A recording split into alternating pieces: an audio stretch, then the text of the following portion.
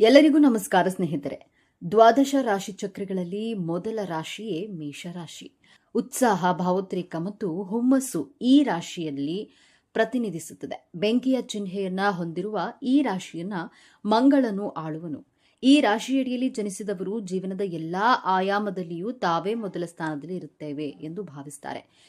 ಎಂತಹ ಸಂಗತಿಗಳಲ್ಲಾದರೂ ತಮ್ಮದೊಂದು ಸ್ಥಾನವನ್ನ ಮಾಡಿಕೊಳ್ಳಲು ಸಾಕಷ್ಟು ಉತ್ಸಾಹವನ್ನ ತೋರುವರು. ಗಡಿಯಾರ ನಿನ್ನದೇ ಇರಬಹುದು. ನಿನ್ನ ಸಮಯ ಬಂದಾಗ ಸರಿಯಾಗಿ ಸದುಪಯೋಗ ಪಡಿಸಿಕೊಳ್ಳದಿದ್ರೆ ಸಮಯ ಮತ್ತೆ ಹಿಂದಿರುಗಿ ಬರೋದಿಲ್ಲ. ನಿಮ್ಮ ಆತ್ಮಬಲವೇ ನಿಮ್ಮ ದೊಡ್ಡ ಶಕ್ತಿ. ನಿಮ್ಮ ಮೇಲೆ ನಿಮಗೆ ವಿಶ್ವಾಸವಿರಲಿ. ಆತ್ಮವಿಶ್ವಾಸಕ್ಕೆ ಹೆಸರಾದಂತಹ ಮೇಷರಾಶಿ ಪೂರ್ವಜನ್ಮ ರಹಸ್ಯವನ್ನ ಹಾಗೂ ನೀವು ಈ ರಾಶಿಯಲ್ಲಿಯೇ ಜನಿಸಲು ಕಾರಣ ಹಾಗೂ ಉದ್ದೇಶಗಳ ಬಗ್ಗೆ ಈ ವಿಡಿಯೋದಲ್ಲಿ ತಿಳಿಸಿಕೊಡಲಿದ್ದೇನೆ. ಅದಕ್ಕೂ ಮುಂಚೆ ನೀವಿನ್ನು ನಮ್ಮ ಚಾನೆಲ್ಗೆ ಸಬ್ಸ್ಕ್ರೈಬ್ ಆಗಿಲ್ಲ ಅಂದ್ರೆ ಈಗಲೇ ಸಬ್ಸ್ಕ್ರೈಬ್ ಆಗಿ, ಹಾಗೆ ವಿಡಿಯೋಗೆ ಲೈಕ್ ಮಾಡಿ, ವಿಡಿಯೋವನ್ನ ಸ್ಕಿಪ್ ಮಾಡದೆ ಕೊನೆಯ ತನಕ ನೋಡಿ. ಎಲ್ಲರೂ ಭಕ್ತಿಯಿಂದ ಓಂ ಶ್ರೀ ಮಹಾಲಕ್ಷ್ಮಿ ನಮಃ ಅಂತ ಕಾಮೆಂಟ್ ಮಾಡಿ. ಮೇಷರಾಶಿಯವರ ಸ್ವಭಾವ: ಈ ರಾಶಿಯ ವ್ಯಕ್ತಿಗಳು ಸಾಮಾನ್ಯವಾಗಿ ಒಂಟಿಯಾಗಿ ಇರ್ತಾರೆ. ಸದಾ ಹಸನ್ಮುಖಿಯಾಗಿರುವ ಇವರು ಮಿತವಾಗಿ ಮಾತನಾಡುವಾಗ ಅತ್ಯಂತ ಬುದ್ಧಿವಂತಿಕೆ ಹಾಗೂ ಚುರುಕು ಗುಣವನ್ನ ತೋರುವರು. ಇವರು ಜೀವನದಲ್ಲಿ ಪ್ರಯಾಣವನ್ನ ಹೆಚ್ಚು ಬಯಸುವರು. ಹಾಗಾಗಿ ಆಗಾಗ ತಮ್ಮ ಸ್ಥಳಗಳನ್ನ ಬದಲಾಯಿಸುತ್ತಲೇ ಇರ್ತಾರೆ. ಇವರ ವ್ಯವಹಾರಗಳು ಪ್ರವಾಸದ ವೈಶಿಷ್ಟ್ಯಗಳನ್ನ ಹೊಂದಿರುತ್ತಾರೆ. ಅವರು ಸೀಮಿತ ಬುದ್ಧಿವಂತಿಕೆಯನ್ನ ಹೊಂದಿರುವರು ವ್ಯಕ್ತಿಗಳು ಹೌದು. ಇವರು ತಾವು ಕೆಲಸ ಮಾಡುವಂತಹ ಪರಿಸರದಲ್ಲಿ ಇತರರ ನಿರ್ದೇಶನ ಮತ್ತು ಮಾರ್ಗದರ್ಶನವನ್ನ ಹೊಂದಲು ಬಯಸುವವರು. ಕಾಲಪುರುಷನ ಕುಂಡಲಿಯಲ್ಲಿ ಮೇಷರಾಶಿ ಮೊದಲನೆಯ ರಾಶಿಯಾಗಿದೆ. ಈ ರಾಶಿಯಲ್ಲಿ ಅಶ್ವಿನಿ ನಕ್ಷತ್ರದ 4 ಪಾದಗಳು, ಭರಣಿ ನಕ್ಷತ್ರದ 4 ಪಾದಗಳು, ಕೃತಿಕಾ ನಕ್ಷತ್ರದ 1ನೇ ಪಾದ ಕಾಣಬಹುದಾಗಿದೆ. ಮೇಷರಾಶಿಯ ಚಿಹ್ನೆ ಟಗರು. ಮೇಷರಾಶಿಯವರು ಯಾವುದೇ ಕೆಲಸವನ್ನ ಪ್ರಾರಂಭಿಸುವ ಮೊದಲು ತುಂಬಾ ಯೋಚನೆ ಮಾಡದೆ, ಸಮಯವನ್ನ ವ್ಯರ್ಥ ಮಾಡದೆ ನೇರವಾಗಿ ಧೈರ್ಯವಾಗಿ ಆ ಕೆಲಸವನ್ನ ಮಾಡಲು ಮುಂದಾಗ್ತಾರೆ. ಆಕ್ರಮಣಶೀಲ ಗುಣದವರು, ಪರಾಕ್ರಮಿಗಳು, ಆತ್ಮವಿಶ್ವಾಸಿಗಳಾಗಿರ್ತಾರೆ. ಆದರೆ ನಿಮ್ಮ ಪ್ರಾರಂಭಿಕ ಜೀವನ ಬಹಳ ಸಂಘರ್ಷದಿಂದ ಕೂಡಿರುತ್ತೆ. ಆದ್ದರಿಂದ ನಿಮ್ಮ ಸಾಮರ್ಥ್ಯದಿಂದ ಜೀವನದಲ್ಲಿ ಯಶಸ್ಸು ಪಡೆಯುವಂತಹ ಸ್ವಾಭಿಮಾನಿಗಳಾಗಿರ್ತೀರಾ. ಬೇರೆಯವರ ಹಂಗಿನಲ್ಲಿ ಜೀವಿಸಲು ಇಷ್ಟಪಡುವುದಿಲ್ಲ. ಮೇಷರಾಶಿ ಅಗ್ನಿತತ್ವ ರಾಶಿಯಾಗಿರೋದ್ರಿಂದ ಹೆಚ್ಚು ಕೋಪಿಸಿಕೊಳ್ಳುವುದು, ನೇರವಾದ ಮಾತುಗಾರಿಕೆ ಇವರ ಮೂಲ ಸ್ವಭಾವವಾಗಿರುತ್ತೆ. ಮೇಷರಾಶಿಯಲ್ಲಿಯೇ ನಿಮ್ಮ ಜನನವಾಗಲು ಕಾರಣವೇನು ಎಂದು ನೋಡೋದಾದ್ರೆ, ಪೂರ್ವಜನ್ಮದ ರಹಸ್ಯವನ್ನು ತಿಳಿಯಲು ಪಂಚಮ ಭಾವ ಹಾಗೂ ನವಮ ಭಾವದ ಸಂಬಂಧವನ್ನು ನೋಡಬೇಕು. ನಿಮ್ಮ ಪಂಚಮ ಭಾವದಲ್ಲಿ ಸಿಂಹರಾಶಿ ಬರುತ್ತದೆ. ಸಿಂಹರಾಶಿ ರಾಜನ ರಾಶಿಯಾಗಿರುವ ಕಾರಣ ಅಧಿಕಾರ, ಸರ್ಕಾರ, ಆತ್ಮಗೌರವ, ತಂದೆಯನ್ನ ಪ್ರತಿನಿಧಿಸುತ್ತದೆ. ಈ ಗುಣಗಳು ನಿಮ್ಮ ಮೇಲೆಯೂ ಇರುತ್ತದೆ. ನೀವು ಈ ಪೃಥ್ವಿಯ ಮೇಲೆ ಜನಿಸಿದಾಗ ನಿಮಗೆ ದೇವರು ಈ ಗುಣಗಳನ್ನ ಕೊಟ್ಟಿರ್ತಾನೆ. ನಿಮ್ಮ ಹಿಂದಿನ ಜನ್ಮದ ಅಪೂರ್ವವಾದಂತಹ ಕರ್ಮಗಳನ್ನ ನಿಮ್ಮ ಆತ್ಮ ಪೂರೈಸಿಕೊಳ್ಳಲು ಈ ಜನ್ಮದಲ್ಲಿ ಹೊಸ ಶರೀರವನ್ನ ಧಾರಣೆ ಮಾಡಿರುತ್ತದೆ. ಕೊಂಡಲಿಯ ನವಮ ಸ್ಥಾನದಿಂದ ಪಂಚಮ ಸ್ಥಾನವಾಗಿದೆ. ನಿಮ್ಮ ಹಿಂದಿನ ಜನ್ಮದಲ್ಲಿ ನೀವು ನಿಮ್ಮ ತಂದೆಗೆ ಸಂಬಂಧಿಸಿದಂತಹ ಕಾರ್ಯಗಳನ್ನು ಅಪೂರ್ಣಗೊಳಿಸಿರುವ ಕಾರಣದಿಂದಾಗಿ ಹಾಗೂ ನಿಮ್ಮ ಕುಟುಂಬದವರ ಜವಾಬ್ದಾರಿಗಳನ್ನು ನಿಭಾಯಿಸಲು ಈ ಜನ್ಮದಲ್ಲಿ ಮೇಷರಾಶಿಯಲ್ಲಿ ಜನಿಸಿರ್ತೀರಾ. ಮೇಷರಾಶಿಯಲ್ಲಿ ಜನಿಸಿದಾಗ ನಿಮ್ಮ ಚತುರ್ಥ ಭಾವಾಧಿಪತಿ ಚಂದ್ರಗ್ರಹ ನಿಮ್ಮ ರಾಶಿಯಲ್ಲಿಯೇ ಬರೋದ್ರಿಂದ ನಿಮ್ಮ ತಾಯಿಗೆ ಸಂಬಂಧಿಸಿದಂತಹ ಮಹತ್ವಪೂರ್ಣ ಕರ್ತವ್ಯಗಳನ್ನು ನಿಭಾಯಿಸಲು ನೀವು ಈ ರಾಶಿಯಲ್ಲಿ ಜನಿಸಿರ್ತೀರಾ. ರಾಜಕಾರಣದಲ್ಲಿ, ಸಮಾಜ ಸೇವೆ, ಮಿಲಿಟರಿ, ಆರ್ಮಿ, ಮಾನವ ಸಮಾಜದ ಕಲ್ಯಾಣಕ್ಕಾಗಿ ದುಡಿಯುವಂತಹ ನಿಮ್ಮ ಆತ್ಮದ ಸೂಕ್ತ ಉದ್ದೇಶವಾಗಿರುತ್ತೆ. ಮೇಷರಾಶಿಯವರಿಗೆ ಕರ್ತವ್ಯ ನಿಷ್ಠೆ ತುಂಬಾ ಮಹತ್ವವಾಗಿರುತ್ತೆ. ಮೇಷರಾಶಿಯವರ ಅದೃಷ್ಟವೆಂದ್ರೆ ನಿಮ್ಮ ಜೀವನ ಸಂಗಾತಿ ಅತ್ಯಂತ ಸುಂದರ ಹಾಗೂ ಬುದ್ಧಿವಂತರಾಗಿರ್ತಾರೆ. ಗುರುವಿನ ರಾಶಿಯ ಆದಂತಹ ಮೀನರಾಶಿ ನಿಮ್ಮ ವ್ಯವಸ್ಥಾನದಲ್ಲಿ ಬರೋದ್ರಿಂದ ಗುರು ಗ್ರಹ ನಿಮಗೆ ದಾನ ಧರ್ಮ ಮಾಡುವಂತೆ ಅವಶ್ಯಕತೆ ಇರುವವರಿಗೆ ಸಹಾಯ ಮಾಡಲು, ಆರ್ಥಿಕವಾಗಿಯೇ ಆಗಲಿ ಮಾನಸಿಕವಾಗಿಯೇ ಆಗಲಿ ಅಥವಾ ಬೇರೆಯವರ ಪ್ರಶ್ನೆಗೆ ಉತ್ತರ ಕೊಡುವ ರೀತಿಯ ಸಹಾಯ ಮಾಡಲು ಕೂಡ ಪ್ರೇರೇಪಿಸುತ್ತದೆ. ಮೇಷರಾಶಿಯವರ ಜೊತೆಯಲ್ಲಿ ಇರುವವರಿಗೆ ಹೆಚ್ಚು ಲಾಭವಾಗುತ್ತೆ. ಆದರೆ ಮೇಷರಾಶಿಯವರು ತೋರೋದಕ್ಕೆ ಸಹಾಯ ಮಾಡೋದಿಲ್ಲ. ಆದರೆ ಬಲಗೈಯಲ್ಲಿ ಮಾಡಿದಂತಹ ದಾನ ಎಡಗೈಗೂ ಗೊತ್ತಾಗಬಾರದು ಎಂದು ಭಾವಿಸ್ತಾರೆ. ನಕ್ಷತ್ರದ ಆಧಾರದ ಮೇಲೆ ನಿಮ್ಮ ಗುಣಗಳನ್ನ ಸ್ವಲ್ಪ ಬದಲಾವಣೆಯಾಗುತ್ತದೆ. ಅಶ್ವಿನಿ ನಕ್ಷತ್ರದ ಅಧಿಪತಿ ಕೇತು ಗ್ರಹ. ಅಶ್ವಿನಿ ನಕ್ಷತ್ರದಲ್ಲಿ ಜನಿಸಿದವರು ಬಹಳ ಬೇಗ ಕೆಲಸಗಳನ್ನ ಮಾಡಿ ಮುಗಿಸ್ತಾರೆ. ಅಶ್ವಿನಿ ನಕ್ಷತ್ರದವರು ನೀವು ಡಾಕ್ಟರ್ ಆಗದಿದ್ರೂ ನಿಮ್ಮಲ್ಲಿ ರೋಗಗಳನ್ನ ವಾಸಿ ಮಾಡುವಷ್ಟು ಮನೆಮದ್ದುಗಳು ಜ್ಞಾನವಿರುತ್ತದೆ. ನೀವು ಸ್ವತಂತ್ರವಾಗಿ ಕೆಲಸ ಮಾಡಲು ಇಷ್ಟಪಡ್ತೀರಾ, ಟ್ರಾವೆಲ್ ಮಾಡಲು ಇಷ್ಟಪಡ್ತೀರಾ, ನಿಮ್ಮ ಕುಟುಂಬದ ಜವಾಬ್ದಾರಿಗಳನ್ನು ನಿಭಾಯಿಸ್ತೀರಾ. ಅಶ್ವಿನಿ ನಕ್ಷತ್ರದಲ್ಲಿ ಜನಿಸಿದವರಿಗೆ ನಿಮ್ಮ ತಾಯಿಯಿಂದ ಬಹಳಷ್ಟು ಲಾಭವಾಗುತ್ತೆ. ನೀವು ಇಷ್ಟಪಟ್ಟವರಿಗೋಸ್ಕರ ಯಾವುದೇ ರೀತಿಯ ತ್ಯಾಗಕ್ಕೂ ಸಿದ್ಧವಾಗಿರ್ತೀರಿ. ನೀವು ಯಾವುದೇ ಕೆಲಸ ಪ್ರಾರಂಭ ಮಾಡಿದ್ರೂ ಒಂದೇ ಒಂದು ಸಕ್ಸಸ್ ಆಗೋದಿಲ್ಲ. 2 ಅಥವಾ 3 ಬಾರಿ ಪ್ರಯತ್ನ ಪಟ್ಟರೆ ಆ ಕೆಲಸ ಯಶಸ್ಸನ್ನ ಪಡೆಯುತ್ತೀರಾ.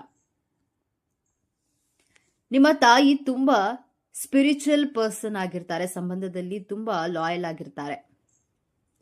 ಎರಡನೆಯ ನಕ್ಷತ್ರ ಭರಣಿ ನಕ್ಷತ್ರ. ಭರಣಿ ನಕ್ಷತ್ರದ ಅಧಿಪತಿ ಶುಕ್ರಗ್ರಹ, ನಕ್ಷತ್ರದ ದೈವ ಯಮರಾಜ. ಭರಣಿ ನಕ್ಷತ್ರದಲ್ಲಿ ಜನಿಸಿದವರ ಇಚ್ಛಾಶಕ್ತಿ ಪ್ರಬಲವಾಗಿರುತ್ತೆ, ವಿಲ್ ಪವರ್ ಸ್ಟ್ರಾಂಗ್ ಆಗಿರುತ್ತೆ, ನ್ಯಾಯಪ್ರಿಯರು, ಸಮಯ ಪ್ರಜ್ಞೆ ಉಳ್ಳವರು. ನಿಮ್ಮ ಲೈಫ್ನಲ್ಲಿ 2-3 ಬಾರಿ ಸಡನ್ ಆಗಿ ಟ್ರಾನ್ಸ್ಫಾರ್ಮೇಶನ್ಗಳಾಗಿರುತ್ತದೆ. ನೀವು ಅಂದುಕೊಂಡಿದ್ದೇ ಒಂದು, ನಿಮ್ಮ ಜೀವನದಲ್ಲಿ ಆಗುವುದೇ ಒಂದು. ಏನೋ ಓದಬೇಕು ಅಂದ್ಕೊಂಡಿರ್ತೀರಾ, ಬಟ್ ಆ ಮೂಮೆಂಟ್ನಲ್ಲಿ ಬೇರೆ ಕೋರ್ಸ್ಗೆ ಜಾಯಿನ್ ಆಗಿರ್ತೀರಾ. ಈ ರೀತಿ ನಿಮ್ಮ ಲೈಫ್ನಲ್ಲಿ ಸಡನ್ ಟ್ರಾನ್ಸ್ಫಾರ್ಮೇಶನ್ಗಳನ್ನು ಕಾಣಬಹುದು. ನಿಮ್ಮಲ್ಲಿರುವಂತಹ ಯುನಿಕ್ ಕ್ವಾಲಿಟಿ ಏನಂದ್ರೆ, ನೀವು ಯಾವುದೇ ವಿಚಾರಗಳನ್ನು ಪ್ರಾಕ್ಟೀಸ್ ಮಾಡಿದ್ರು ಬಹಳ ಬೇಗ ಆ ವಿಚಾರದಲ್ಲಿ ಮಾಸ್ಟರ್ ಆಗಿಬಿಡ್ತೀರಾ. ನಿಮ್ಮ ಸುತ್ತಮುತ್ತಲಿರುವವರನ್ನ ರಕ್ಷಿಸ್ತೀರಾ. ಜನರಿಗೆ ಅನಿಸುವುದು ಅವರ ಸಮಸ್ಯೆಗಳನ್ನ ನಿಮ್ಮ ಬಳಿ ಹೇಳಿಕೊಂಡ್ರೆ ಉತ್ತರ ಸಿಗುವುದು ಎಂದು ನಂಬಿಕೆ ಇದೆ. ನಿಮ್ಮ ಬಳಿ ಹೇಳಿಕೊಳ್ತಾರೆ. ಮೂರನೆಯ ನಕ್ಷತ್ರ ಕೃತಿಕ ನಕ್ಷತ್ರ. ಕೃತಿಕ ನಕ್ಷತ್ರದ 1ನೇ ಪಾದದಲ್ಲಿ ಜನಿಸಿದವರ ನಾಲಿಗೆ ಕತ್ತಿಯ ಹಾಗೆ ಚೂಪಾಗಿರುತ್ತದೆ. ಮಾತು ನೇರವಾಗಿ ಮನಸ್ಸಿಗೆ ನಾಟುವಂತೆ ಮಾತನಾಡ್ತಾರೆ. ಸುತ್ತಿ ಬಳಸಿ ಮಾತನಾಡಲು ನಿಮಗೆ ಗೊತ್ತಿಲ್ಲ. ಕೃತಿಕ ನಕ್ಷತ್ರದ ಅಧಿಪತಿ ಸೂರ್ಯದೇವ ಆಗಿರೋದ್ರಿಂದ ರಾಯಲ್ ಲೈಫ್ ಸ್ಟೈಲ್ನ ಲೀಡ್ ಮಾಡೋದಕ್ಕೆ ಇಷ್ಟಪಡ್ತೀರಾ. ನಾಯಕತ್ವದ ಗುಣ, ಧೈರ್ಯವಂತರು. ಇವರಿಗೆ ಗೊತ್ತಿಲ್ಲದ ಕೆಲಸವನ್ನ ಧೈರ್ಯದಿಂದ ಮಾಡಲು ಮುನ್ನುಗ್ತಾರೆ. ಕೃತಿಕ ನಕ್ಷತ್ರದವರಿಗೆ ಹಲ್ಲಿನ ಸಮಸ್ಯೆ ಮತ್ತು ಚರ್ಮಕ್ಕೆ ಸಂಬಂಧಿಸಿದಂತಹ ಆರೋಗ್ಯ ಸಮಸ್ಯೆಗಳಿರುತ್ತವೆ. ಕೃತಿಕ ನಕ್ಷತ್ರದವರಿಗೆ 30-32ನೇ ವರ್ಷದ ನಂತರ ನಿಮ್ಮ ಹಣಕಾಸಿನ ಸ್ಥಿತಿಯಲ್ಲಿ ಉತ್ತಮಗೊಳ್ಳುತ್ತದೆ. ನಿಮ್ಮ ಪ್ರೊಫೆಷನಲ್ ಲೈಫ್ ಅಂಡ್ ಫೈನಾನ್ಷಿಯಲಿ ಲೈಫ್ನಲ್ಲಿ ತುಂಬಾ ಸಕ್ಸಸ್ ಅನ್ನ ಕಾಣ್ತೀರಾ. ಮೇಷರಾಶಿಯವರ ಸಾಮರ್ಥ್ಯ. ಈ ರಾಶಿಯವರು ಸಾಹಸ ಕೆಲಸಗಳನ್ನ ಹೆಚ್ಚಿನ ಆಸಕ್ತಿ ಹೊಂದಿರುತ್ತಾರೆ. ಇವರಲ್ಲಿ ಇರುವಂತಹ ಧೈರ್ಯವು ಹೊಸ ಮತ್ತು ಉತ್ತೇಜಕ ಕೆಲಸಗಳಲ್ಲಿ ತೊಡಗಿಸಿಕೊಳ್ಳುವಂತೆ ಪ್ರೇರೇಪಿಸುವುದು. ಇವರು ಯಾವುದಾದ್ರೂ ಗುರಿ ಅಥವಾ ಕೆಲಸವನ್ನ ಮಾಡಿಕೊಂಡಿದ್ರೆ ಅದಕ್ಕೆ ಅಡೆತಡೆ ಉಂಟಾಯಿತು ಎಂದು ಹಿಂಜರಿಯುವುದಿಲ್ಲ. ಬಂದ 2 ತೊಂದರೆಗಳನ್ನ ಮುಕ್ತವಾಗಿ ಎದುರಿಸ್ತಾರೆ. ಜೊತೆಗೆ ತಾವು ಅಂದುಕೊಂಡಿರೋದನ್ನ ಸಾಧಿಸಲು ಸದಾ ಸಿದ್ಧರಾಗಿರ್ತಾರೆ. ಹೊಸತನ ಅನ್ವೇಷಿಸಲು ಇಷ್ಟಪಡುವವರು. ಇವರಲ್ಲಿ ಬಹುಮುಖವಾದಂತಹ ಅನೇಕ ಪ್ರತಿಭೆಗಳಿರುತ್ತೆ. ಒಂದೇ ಸಮಯದಲ್ಲಿ ಅನೇಕ ಯೋಜನೆಗಳನ್ನ ಕೈಗೊಳ್ಳುವ ಸಾಮರ್ಥ್ಯ ಇರುತ್ತದೆ. ಇವರು ಉತ್ತಮ ವ್ಯವಸ್ಥಾಪಕರಾಗಿ ಕಾರ್ಯನಿರ್ವಹಿಸುವ ಶಕ್ತಿ ಹಾಗೂ ಪ್ರತಿಭೆ ಇರುವುದು. ಇವರು ಯಾವುದೇ ವಿಚಾರದಲ್ಲಾಗ್ಲಿ ಸಂಘಟಿತರಾಗಿ ಮುಂದೆ ನಡೆಯುವರು. ಇತರರಿಗಿಂತ ಮುಂಚಿತವಾಗಿ ಕೆಲಸವನ್ನು ಮಾಡಿ ಮುಗಿಸಲು ನಿಸ್ಸೀಮರಾಗಿರ್ತಾರೆ. ಮೇಷರಾಶಿಯವರ ದೌರ್ಬಲ್ಯಗಳು. ಮೇಷರಾಶಿಯ ವ್ಯಕ್ತಿಗಳು ಆಕ್ರಮಣಕಾರಿ ಪ್ರವೃತ್ತಿಯನ್ನು ಹೊಂದಿರುತ್ತಾರೆ. ಕ್ಷುಲ್ಲಕ ಕಾರಣಗಳಿಗೂ ಇರಬಹುದು, ಬಹುಬೇಗ ಕೋಪಗೊಳ್ತಾರೆ. ಕೆಲವೊಮ್ಮೆ ಅತಿರೇಕದ ವರ್ತನೆ ಹಾಗೂ ಮಾತನಾಡುವರು. ನಂತರ ಅವರು ನಡವಳಿಕೆಯ ಬಗ್ಗೆ ಅವರೇ ಪಶ್ಚಾತ್ತಾಪ ಪಡುವರು. ತಮ್ಮ ಸಂಬಂಧಗಳನ್ನು ಕಾಪಾಡಿಕೊಳ್ಳಲು ಯಾವುದೇ ಹೆದರಿಕೆ ಹಾಗೂ ಹಿಂಜರಿಕೆಯನ್ನ ತೋರೋದಿಲ್ಲ. ಅಹಿತವನ್ನ ಉಂಟು ಮಾಡಿದ ವ್ಯಕ್ತಿಯನ್ನ ಮುಖಾಮುಖಿಯಾಗಿ ಎದುರಿಸಲು ಸಾಧ್ಯವಾಗದು. ತಾಳ್ಮೆಯ ಕೊರತೆ. ಮೇಷರಾಶಿಯವರು ತಮ್ಮ ಭಾವನೆಗಳನ್ನು ನಿಯಂತ್ರಿಸಲು ಕಷ್ಟಪಡ್ತಾರೆ. ಅದು ಅವರಿಂದ ಸಾಧ್ಯವಾಗದ ಸಂಗತಿ ಆಗಿರುತ್ತದೆ. ಬಹುಬೇಗ ನಿರಾಶೆಗೆ ಒಳಗಾಗುತ್ತಾರೆ. ತಮ್ಮ ಸುತ್ತಲಿನ ವ್ಯಕ್ತಿ ಹಾಗೂ ಪರಿಸರದಿಂದ ಶೀಘ್ರವಾಗಿ ಪ್ರಭಾವಿತರಾಗ್ತಾರೆ. ಅವರ ಪ್ರಕಾರ ಯಾವುದು ಉಪಯುಕ್ತವಲ್ಲ ಎಂದು ಭಾವಿಸುವವರೋ ಅಂತಹ ವಿಚಾರವನ್ನ ಅಥವಾ ಅಂತಹ ಕೆಲಸವನ್ನ ಮಧ್ಯದಲ್ಲೇ ಕೈಬಿಡ್ತಾರೆ.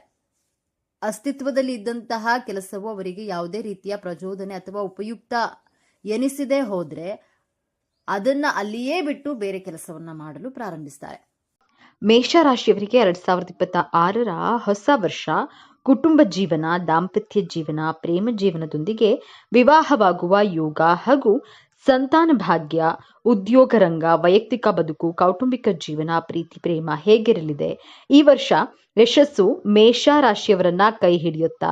ಈ ವಿಷಯಗಳನ್ನ ಗಮನದಲ್ಲಿಟ್ಕೊಂಡು ಮೇಷರಾಶಿಯವರಿಗೆ 2026 ಹೇಗಿರಲಿದೆ ಅನ್ನೋದ್ರ ವಾರ್ಷಿಕ ರಾಶಿಫಲ ತಿಳಿದುಕೊಳ್ಳೋಣ ಬನ್ನಿ. ಈ ವಿಡಿಯೋ ಸಂಪೂರ್ಣವಾಗಿ ನೋಡಿ. ಅದಕ್ಕೂ ಮುನ್ನ ನೀವಿನ್ನು ನಮ್ಮ ಚಾನೆಲ್ಗೆ ಸಬ್ಸ್ಕ್ರೈಬ್ ಆಗಿಲ್ಲ ಅಂದ್ರೆ ಈಗಲೇ ಸಬ್ಸ್ಕ್ರೈಬ್ ಆಗಿ, ಹಾಗೆ ವಿಡಿಯೋಗೆ ಲೈಕ್ ಮಾಡಿ, ವಿಡಿಯೋವನ್ನ ಸ್ಕಿಪ್ ಮಾಡದೆ ಕೊನೆ ತನಕ ನೋಡಿ. ಎಲ್ಲರೂ ಭಕ್ತಿಯಿಂದ ಓಂ ನಮಃ ಶಿವಾಯ ಅಂತ ಕಾಮೆಂಟ್ ಮಾಡಿ. ಮೊದಲನೆಯದಾಗಿ ಮೇಷರಾಶಿಯ ಅಧಿಪತಿ ಬಂದು ಕುಜ. ತಮ್ಮ ರಾಶಿಯಲ್ಲಿ ಶನಿದೇವರ ಬದಲಾವಣೆ ಆಗೋದ್ರಿಂದ ನೀವು ಯಾವುದೇ ರೀತಿಯಾದಂತಹ ನಿರ್ಧಾರ ಮಾಡಬೇಕಾದ್ರೆ ತುಂಬಾನೇ ಹುಷಾರಾಗಿರ್ಬೇಕು. ಕುಜ ಮೇಷರಾಶಿಯ ಅಧಿಪತಿ ಆಗಿರೋದ್ರಿಂದ ಈ ರಾಶಿಯವರಿಗೆ ತುಂಬಾನೇ ತಪ್ಪು ನಿರ್ಧಾರ ಅನ್ನೋದನ್ನ ಈ ವರ್ಷದಲ್ಲಿ ನೀವು ತಗೊಳ್ತೀರಾ. ಇದು ಮೈನಸ್ ಪಾಯಿಂಟ್. ನೀವು ಯಾವುದೇ ವಿಚಾರದಲ್ಲಿ ಆಗಲಿ, ಅದು ಕುಟುಂಬದ ವಿಚಾರ ಆಗಿರ್ಲಿ ಅಥವಾ ಏನಾದ್ರೂ ವ್ಯವಹಾರದಲ್ಲೇ ಆಗಿರ್ಲಿ, ಉದ್ಯೋಗದಲ್ಲೇ ಆಗಲಿ, ನೀವು ಏನಾದ್ರೂ ಮಾಡ್ತಾ ಇದ್ರೆ ಅದರಲ್ಲಿ ಯಾವುದೇ ಕಾರಣಕ್ಕೂ ಕೂಡ ಹುಷಾರಾಗಿ ಹೆಜ್ಜೆ ಇಡೋದನ್ನ ಉತ್ತಮ ಎಂದು ಮೇಷರಾಶಿಯವರಿಗೆ ಶನಿದೇವರು ನಿಮ್ಮ ರಾಶಿಯಲ್ಲಿರೋದ್ರಿಂದ ಶನಿದೇವರು ಒಳ್ಳೆಯದು ಕೆಟ್ಟದ್ದು ಎರಡನ್ನೂ ಕೂಡ ಈ ರಾಶಿಯವರಿಗೆ ಮಾಡ್ತಾನೆ. 2026ನೇ ವರ್ಷ ಪ್ರೀತಿ ಮತ್ತು ಕುಟುಂಬ ವಿಚಾರಗಳಲ್ಲಿ ತುಂಬಾ ವಿಶೇಷವಾದ ವರ್ಷವಾಗಿದೆ. ವರ್ಷದ ಆರಂಭದಲ್ಲಿ ನಿಮ್ಮ ಪ್ರೇಮ ಜೀವನದಲ್ಲಿ ಪ್ರಣಯ ಹೆಚ್ಚಾಗುತ್ತೆ. ನೀವು ನಿಮ್ಮ ಸಂಗಾತಿಯೊಂದಿಗೆ ಗುಣಮಟ್ಟದ ಸಮಯವನ್ನ ಕಳೆಯುತ್ತೀರಿ, ಅವರ ಕೆಲಸದಲ್ಲಿ ಪ್ರೋತ್ಸಾಹಿಸ್ತೀರಿ. ಆದರೆ ವರ್ಷದ ಆರಂಭದಲ್ಲಿ ಶುಕ್ರ ಮತ್ತು ಮಂಗಳ ಗ್ರಹದ ಪ್ರಭಾವ ನಿಮ್ಮ ಪ್ರೇಮ ಜೀವನದ ಮೇಲೆ ಪರಿಣಾಮ ಬೀರಬಹುದು. ಈ ಸಮಯದಲ್ಲಿ ವಾದಗಳನ್ನ ತಪ್ಪಿಸಿ. ಬುಧ ನಿಮ್ಮ ಸಂವಹನ ಕೌಶಲ್ಯವನ್ನ ಸುಧಾರಿಸುತ್ತದೆ. ಹೀಗಾಗಿ ಮಾತಿನ ಮೂಲಕ ಮನಸ್ತಾಪಗಳನ್ನ ಬಗೆಹರಿಸಿಕೊಳ್ಳುವುದು ಉತ್ತಮ. ಇನ್ನು ಅವಿವಾಹಿತರು ಅನಿರೀಕ್ಷಿತ ಸ್ಥಳಗಳಲ್ಲಿ ಜೀವನ ಸಂಗಾತಿಯನ್ನ ಭೇಟಿಯಾಗಬಹುದು. ಅಂದುಕೊಂಡಂತಹ ಸಂಗಾತಿಯ ದರ್ಶನದಿಂದ ಮನಸ್ಸು ಸಂತೋಷದಿಂದ ಕೂಡಿರುತ್ತೆ. ವರ್ಷದ ಅಂತ್ಯದ ವೇಳೆಗೆ ಮುಕ್ತವಾಗಿ ಸಂವಹನ ನಡೆಸುವುದು ನಿಮ್ಮ ಸಂಬಂಧವನ್ನ ಬಲಪಡಿಸುತ್ತೆ. ನಿಮ್ಮ ಗುರು ನಿಮ್ಮ ಜೀವನಕ್ಕೆ ಸಂತೋಷ ಮತ್ತು ನೆಮ್ಮದಿಯನ್ನ ತರ್ತಾನೆ. ಪ್ರೀತಿ ಮತ್ತು ವೈವಾಹಿಕ ಜೀವನದ ವಿಚಾರದಲ್ಲಿ ಮೇಷರಾಶಿಯವರಿಗೆ 2026 ವರ್ಷ ಹೇಗಿದೆ ಎಂದು ವಿವರವಾಗಿ ತಿಳಿಯೋಣ. ಶುಕ್ರ ಮತ್ತು ಮಂಗಳನ ಪ್ರಭಾವದಿಂದಾಗಿ 2026ರ ಆರಂಭವು ಮೇಷರಾಶಿಯವರಿಗೆ ಅನುಕೂಲವಾಗಿರುತ್ತದೆ. ನಿಮ್ಮ ಸಂಗಾತಿಯ ಭಾವನೆಗಳನ್ನ ನೀವು ಅರ್ಥ ಮಾಡಿಕೊಳ್ಳುವಿರಿ. ಬುಧ ಮತ್ತು ಶನಿಯ ಪ್ರಭಾವದಿಂದ ನಿಮ್ಮ ಸಂಬಂಧಕ್ಕೆ ಸ್ಪಷ್ಟತೆಯನ್ನ ತರುವುದು. ನಿಮ್ಮ ಆತ್ಮವಿಶ್ವಾಸ ಹೆಚ್ಚಾಗುತ್ತೆ. ನೀವು ನಿಮ್ಮನ್ನ ಮುಕ್ತವಾಗಿ ವ್ಯಕ್ತಪಡಿಸಲು ಸಾಧ್ಯವಾಗುವುದು. ಅವಿವಾಹಿತರು ಅನಿರೀಕ್ಷಿತವಾಗಿ ಮುಂದಿನ ಜೀವನ ಸಂಗಾತಿಯನ್ನ ಭೇಟಿಯಾಗಬಹುದು. ಇದು ನಿಮ್ಮ ಜೀವನಕ್ಕೆ ಹೊಸ ತಾಜಾತನವನ್ನ ತರಲಿದೆ. ಒಂಟಿಯಾಗಿರುವ ಈ ರಾಶಿಯವರಿಗೆ ಪ್ರೀತಿ ಚಿಗುರೊಡೆಯುವ ಸಮಯವಾಗಿದೆ. ನಿಮ್ಮ ಸಂಬಂಧಗಳು ಬಲಗೊಳ್ಳುತ್ತವೆ. ಅವಿವಾಹಿತರಿಗೆ ಕಂಕಣ ಭಾಗ್ಯವೂ ಇದೆ. ಜೊತೆಗೆ ನವವಿವಾಹಿತರಿಗೆ ಹಾಗೂ ದೀರ್ಘಕಾಲದಿಂದ ಮಕ್ಕಳ ನಿರೀಕ್ಷೆಯಲ್ಲಿರುವವರಿಗೆ ಸಿಹಿ ಸುದ್ದಿಯೊಂದು ಕಾದಿದೆ. ಸಂಬಂಧಿಕರ ನಡುವೆ ಪ್ರೀತಿ ಬಲಗೊಂಡು ಮನೆಯಲ್ಲಿ ಶುಭ ಕಾರ್ಯಗಳನ್ನ ಆಯೋಜಿಸುವಿರಿ. ಮೇಷರಾಶಿಯವರಿಗೆ 2026ರ ಮಧ್ಯಭಾಗ ಏರಿಳಿತ, ಕೋಪವನ್ನ ಸ್ವಲ್ಪ ನಿಯಂತ್ರಿಸಬೇಕು. ಯಾಕಂದ್ರೆ ಇದು ನಿಮ್ಮ ಸಂಗಾತಿಯೊಂದಿಗೆ ಸಣ್ಣ ಪುಟ್ಟ ಘರ್ಷಣೆಗಳಿಗೆ ಕಾರಣವಾಗಲಿದೆ. ನೀವು ಸಂಗಾತಿಯ ಮೇಲೆ ಅತಿಯಾಗಿ ಅವಲಂಬಿತರಾಗಿರೋದನ್ನ ತಪ್ಪಿಸಬೇಕು. ಯಾಕಂದ್ರೆ ಇದು ಸಂಘರ್ಷಕ್ಕೆ ಕಾರಣವಾಗಬಹುದು. ಈ ಸಮಯದಲ್ಲಿ ವೈವಾಹಿಕ ಜೀವನದಲ್ಲಿ ಭವಿಷ್ಯದ ಯೋಜನೆಗಳನ್ನ ರೂಪಿಸಿ. ನಿಮ್ಮ ಸಂಬಂಧದಲ್ಲಿ ಪ್ರಾಮಾಣಿಕತೆ ಮತ್ತು ನಂಬಿಕೆ ಆಳವಾಗುತ್ತದೆ. ದಾಂಪತ್ಯ ಜೀವನದಲ್ಲಿ ಸಂತೋಷ ನೆಲೆಸುವುದು. ಇನ್ನು ಪ್ರೇಮಿಗಳ ಜೀವನ ನೆಮ್ಮದಿಯಿಂದ ಕೂಡಿರುತ್ತೆ. ಶುಕ್ರನ ಪ್ರಭಾವವು ನಿಮ್ಮ ಪ್ರೇಮ ಜೀವನದಲ್ಲಿ ನಡೆಯುತ್ತಿರುವ ಸಮಸ್ಯೆಗಳನ್ನ ಪರಿಹರಿಸಬಹುದು. ಆದರೆ ನಿಮ್ಮ ಸಂಭಾಷಣೆಗಳು ತಾಳ್ಮೆಯಿಂದ ಇದ್ರೆ ಉತ್ತಮ. ಇನ್ನ ಒಂಟಿ ಜನರು ಯಾರೊಂದಿಗಾದ್ರೂ ಸಂವಹನ ನಡೆಸುವ ಮೂಲಕ ಪ್ರಣಯ ಸಂಬಂಧವನ್ನ ಬೆಳೆಸಿಕೊಳ್ಳುವರು. ಮೇಷರಾಶಿಯವರು 2026ರ ಅಂತ್ಯದಲ್ಲಿ ದಾಂಪತ್ಯದಲ್ಲಿ ಸಣ್ಣ ಪುಟ್ಟ ಘರ್ಷಣೆಗಳನ್ನ ಅನುಭವಿಸಬೇಕಾಗಬಹುದು. ಆದರೆ ಯಾವುದೇ ಸಮಸ್ಯೆಯನ್ನ ಬಗೆಹರಿಸಲು ಮುಕ್ತ ಸಂವಹನ ಬೇಕು. ಬಲವಾದ ಸಂಬಂಧಗಳನ್ನ ಕಾಪಾಡಿಕೊಳ್ಳಲು ಈ ಸಮಯದಲ್ಲಿ ನೀವು ಸ್ವಲ್ಪ ಹೆಚ್ಚು ಶ್ರಮಿಸಬೇಕಾಗುತ್ತೆ. ಗುರು ನಿಮ್ಮ ಜೀವನದಲ್ಲಿ ಸಂತೋಷ ಮತ್ತು ನಿರಾಳತೆಯನ್ನ ತರಲಿದ್ದಾನೆ. ಕುಟುಂಬದಲ್ಲಿ ಸಂತೋಷ, ಉತ್ಸಾಹ ಹೆಚ್ಚಾಗುತ್ತೆ. ಆದ್ರೆ ಸಣ್ಣ ಪುಟ್ಟ ಘರ್ಷಣೆಗಳು ಇದ್ದೇ ಇರುತ್ತೆ. ವೈವಾಹಿಕ ಜೀವನದಲ್ಲಿ ಪ್ರೀತಿ ಬೆಳೆಯುವುದು, ಸಂಬಂಧ ಬಲಗೊಳ್ಳುತ್ತದೆ. ನಿಮ್ಮ ಪ್ರೇಮ ಜೀವನದಲ್ಲಿ ಸಂತೋಷವನ್ನ ತರುತ್ತೆ. ಉತ್ತಮ ಸಂಬಂಧವನ್ನ ಕಾಪಾಡಿಕೊಳ್ಳಲು ತಾಳ್ಮೆ ಅತ್ಯಗತ್ಯ ಅನ್ನೋದು ನೆನಪಿನಲ್ಲಿಡಿ. ಇನ್ನು ಮೇಷರಾಶಿಯವರು ಈ ವರ್ಷ ತುಂಬಾನೇ ಹುಷಾರಾಗಿರ್ಬೇಕು ಅಂತಾನೆ ಹೇಳಬಹುದು. ಆರೋಗ್ಯದಲ್ಲಿ ತೊಂದರೆ ಅನ್ನೋದು ಕಾಡುತ್ತೆ. ಹುಷಾರಾಗಿರಿ. ನಿಮ್ಮ ಆರೋಗ್ಯನ ನೀವು ತುಂಬಾ ಚೆನ್ನಾಗಿ ಇಟ್ಕೊಳ್ಬೇಕು. ನಿಮ್ಮ ಆರೋಗ್ಯದಲ್ಲಿ ಏನಾದ್ರೂ ಸ್ವಲ್ಪ ಬದಲಾವಣೆ ಆಗ್ತಿದೆ ಅಂತಾದ್ರೆ ಈಗ ತಲೆನೋವು ಬರುವುದು ಅಥವಾ ಹೊಟ್ಟೆ ನೋವು ಸಂಬಂಧಿಸಿದಂತಹ ಕಾಯಿಲೆಗಳು ಬರುವುದು, ಈ ರೀತಿಯಾಗಿ ನಿಮ್ಮ ಆರೋಗ್ಯದಲ್ಲಿ ಸ್ವಲ್ಪ ಏರುಪೇರಾದ್ರೂ ಕೂಡ ನೀವು ತಕ್ಷಣ ವೈದ್ಯರ ಹತ್ರ ಹೋಗೋದು ಉತ್ತಮ. ಇನ್ನು ಹಣಕಾಸಿಗೆ ಸಂಬಂಧಿಸಿದಂತೆ ಹೂಡಿಕೆ ಮಾಡುವಾಗ ತುಂಬಾನೇ ಎಚ್ಚರಿಕೆಯಿಂದ ಇರಬೇಕು. ಹಣಕ್ಕೇನು ಈ ವರ್ಷ ನಿಮಗೆ ತೊಂದರೆ ಅನ್ನೋದು ಬರೋದಿಲ್ಲ. ಆದ್ರೆ ಆ ಹಣನ ನೀವು ತುಂಬಾನೇ ಹುಷಾರಾಗಿ ಹೂಡಿಕೆ ಮಾಡಬೇಕು. ಅದು ಫ್ಯೂಚರ್ಗೆ ಆಗಿರಬಹುದು, ಇಲ್ಲ ಒಂದು ಸೈಟ್ ಮೇಲೆ ಇನ್ವೆಸ್ಟ್ ಮಾಡೋದು ಆಗಿರಬಹುದು, ಅಥವಾ ಒಂದು ಮನೆ ಕಟ್ಸೋದ್ರ ಬಗ್ಗೆ ಯೋಚನೆ ಮಾಡ್ತಿರಬಹುದು. ಈ ರೀತಿಯಾಗಿ ಮೇಷರಾಶಿಯವರು ಯಾವ್ದ್ರಲ್ಲಾದ್ರೂ ಇಲ್ಲ ಮ್ಯೂಚುವಲ್ ಫಂಡ್ಸ್ ಅಥವಾ ಇತರ ಸ್ಟಾಕ್ ಮಾರ್ಕೆಟ್ ಇದರಲ್ಲಿ ನೀವು ಹೂಡಿಕೆ ಮಾಡ್ತಾ ಇದ್ರೆ ಅಂತ ಅಂದ್ಕೊಳ್ಳಿ. ಆದ್ರೆ ನೀವು ಹುಷಾರಾಗಿ ಹೂಡಿಕೆ ಮಾಡೋದು ತುಂಬಾ ಉತ್ತಮ. ಯಾಕಂದ್ರೆ ನಿಮ್ಮ ಹಣಕಾಸಿನ ಸಂಬಂಧಿಸಿದಂತ ತುಂಬಾನೇ ಎಚ್ಚರಿಕೆಯನ್ನ ವಹಿಸಬೇಕಾಗತ್ತೆ. ನೀವು ಹಣನ ಕಳೆದುಕೊಂಡು ಬಿಡ್ತೀರಾ. ಇನ್ನ ಗುರುವಿನ ಬದಲಾವಣೆಯಿಂದ ಈ ವರ್ಷ ನಿಮಗೆ ಗುರುವಿನ ಬಲ ಅನ್ನೋದೇ ಇರೋದಿಲ್ಲ. ಈ ವರ್ಷ 12ನೇ ಮನೆಯಲ್ಲಿ ಶನಿ, 11ನೇ ಮನೆಯಲ್ಲಿ ರಾಹು ಇರೋದ್ರಿಂದ ಲಾಭ ಕೂಡ ಹೆಚ್ಚಾಗಿರುತ್ತೆ. ಆದ್ರೆ ಶನಿದೇವರು ನಿಮಗೆ 7.5 ಕೊಟ್ಟಿರೋದ್ರಿಂದ ನಿಮಗೆ ಎಷ್ಟು ಲಾಭ ಬರುತ್ತೋ ಅಷ್ಟು ನಷ್ಟ ಕೂಡ ಆಗಬಹುದು. ನೀವು ಎಚ್ಚರಿಕೆಯಿಂದ ಇರಬೇಕು. ಎಷ್ಟು ಹಣ ಬರುತ್ತೋ ನಿಮ್ಮ ಖರ್ಚು ವೆಚ್ಚಗಳ ಬಗ್ಗೆ ಯೋಚನೆಯನ್ನ ಮಾಡ್ತಾ ನಿಮ್ಮ ಆರೋಗ್ಯದಲ್ಲಿ ನೀವು ಹುಷಾರಾಗಿದ್ದು. ಇನ್ನ ಶುಭ ಫಲ ಏನು ಅಂತ ನೋಡೋದಾದ್ರೆ ನೀವು ಒಳ್ಳೆ ಇದನ್ನೇ ಬಯಸಿದ್ರೆ ಖಂಡಿತವಾಗ್ಲೂ ನಿಮಗೆ ಒಳ್ಳೇದೇ ಆಗುತ್ತೆ. ಇನ್ನ ಅಶುಭ ಫಲ ನೋಡೋದಾದ್ರೆ ಇನ್ನು ಶನಿ ದೇವರು ಕರ್ಮಫಲದಾತ. ನೀವು ಮಾಡಿರುವಂತಹ ಕರ್ಮಗಳಿಗೆ ಅನುಸಾರವಾಗಿ ಅವರು ಫಲವನ್ನು ಕೊಡ್ತಾರೆ. ಇನ್ನು ಪರಿಹಾರ ಏನು ಅನ್ನೋದನ್ನ ನೋಡೋಣ. ಶನಿ ದೇವರು 7.5 ನಾವು ತಪ್ಪಿಸ್ಕೊಳ್ಬೇಕು ಅಂತ ಅನ್ನೋದಾದ್ರೆ ಖಂಡಿತವಾಗ್ಲೂ ಕೂಡ ಪ್ರತಿ ಶನಿವಾರ ನೀವು ಆಂಜನೇಯ ಸ್ವಾಮಿಯ ದೇವಾಲಯಕ್ಕೆ ಹೋಗಿ ಅರ್ಚನೆಯನ್ನ ಮಾಡಿಸಬೇಕು. ಆರ್ಥಿಕ ಜೀವನ 2026ನೇ ವರ್ಷದಲ್ಲಿ ಮೇಷರಾಶಿಯವರ ಆರ್ಥಿಕ ಜೀವನ ತುಂಬಾ ಉತ್ತಮವಾಗಿರುವುದಿಲ್ಲ. ಹಣಕಾಸಿನ ವಿಚಾರದಲ್ಲಿ ಮುಂಬರುವ ವರ್ಷ ಮೇಷರಾಶಿಯವರಿಗೆ ಉತ್ತಮವಾಗಿಲ್ಲ. ಶುಕ್ರ ಸಂಚಾರ ಮೇಷರಾಶಿಯವರಿಗೆ ಹಣಕಾಸಿನ ತೊಂದರೆಯನ್ನ ನೀಡುತ್ತಾನೆ. ವ್ಯಯ ಭಾಗ್ಯಾಧಿಪತಿಯಾದ ಶುಕ್ರನು ಮೇಷರಾಶಿಯವರಿಗೆ ಹಣಕಾಸಿನ ವಿಚಾರದಲ್ಲಿ ಅನುಕೂಲವನ್ನು ಮಾಡ್ತಾನೆ. ಹೀಗಾಗಿ ಸಾಲ ಖರ್ಚು ಹಿಡಿತದಲ್ಲಿ ಇಟ್ಕೊಳ್ಳಿ. ಹೆಚ್ಚು ಹಣ ವ್ಯಯ ಮಾಡೋದನ್ನ ತಪ್ಪಿಸಿ. ಇದಕ್ಕೆ ಪರಿಹಾರವನ್ನ ಕೊನೆಯಲ್ಲಿ ನೀಡಲಾಗಿದೆ. ಅದನ್ನು ಅನುಸರಿಸಿದ್ರೆ ಸಮಸ್ಯೆಗಳಿಂದ ದೂರವಿರಬಹುದು. ಆರೋಗ್ಯ, ಇನ್ನು ಮೇಷರಾಶಿಯವರ ಆರೋಗ್ಯ ಕೂಡ ಈ ವರ್ಷ ಉತ್ತಮವಾಗಿರುವುದಿಲ್ಲ. ಆರೋಗ್ಯಕರ ಜೀವನದಲ್ಲಿ ನೀವು ಮಿಶ್ರ ಫಲಿತಾಂಶಗಳನ್ನು ಪಡೆಯುತ್ತೀರಿ. ನಿಮ್ಮ ಆರೋಗ್ಯದ ಬಗ್ಗೆ ನೀವು ಗಂಭೀರವಾಗಿರಬೇಕು. ವರ್ಷದ ಆರಂಭದಲ್ಲಿ ನೀವು ಆರೋಗ್ಯ ಪ್ರಯೋಜನಗಳನ್ನ ಪಡೆಯುತ್ತೀರಿ. ಈ ಸಮಯದಲ್ಲಿ ಸಣ್ಣ ಒತ್ತಡವನ್ನ ಬಿಟ್ರೆ ನಿಮ್ಮ ಆರೋಗ್ಯವು ಉತ್ತಮವಾಗಿರುತ್ತೆ. ನೀವು ಶಕ್ತಿಯುತವಾಗಿರ್ತೀರಿ. ನಿಮ್ಮ ಕೆಲಸವನ್ನ ಉತ್ಸಾಹ ಮತ್ತು ಉತ್ಸಾಹದಿಂದ ಮಾಡಿರ್ತೀರಿ. ಉತ್ತಮ ಆರೋಗ್ಯದಿಂದಾಗಿ ನಿಮ್ಮ ವ್ಯಕ್ತಿತ್ವವು ಸುಧಾರಿಸುತ್ತೆ. ನಿಮ್ಮ ವ್ಯಕ್ತಿತ್ವವು ಜನರಲ್ಲಿ ಆಕರ್ಷಿಸುತ್ತೆ. ಜನವರಿ ಫೆಬ್ರವರಿಯಲ್ಲಿ ನಿಮ್ಮ ಜೀವನ ಶೈಲಿಯಲ್ಲಿ ಸರಿಪಡಿಸುವಂತಹ ಬದಲಾವಣೆಗಳಿರುತ್ತೆ. ಇದಕ್ಕಾಗಿ ನೀವು ಶುದ್ಧ ಆಹಾರವನ್ನು ಸೇವಿಸಬೇಕು. ಈ ಸಮಯದಲ್ಲಿ ನೀವು ಕೆಲವು ವೈಯಕ್ತಿಕ ಸಮಸ್ಯೆಗಳಿಂದ ಮಾನಸಿಕ ಒತ್ತಡವನ್ನ ಹೊಂದಿರಬಹುದು. ಈ ಒತ್ತಡವು ನಿಮ್ಮನ್ನ ಆಳಲು ಬಿಡಬೇಡಿ.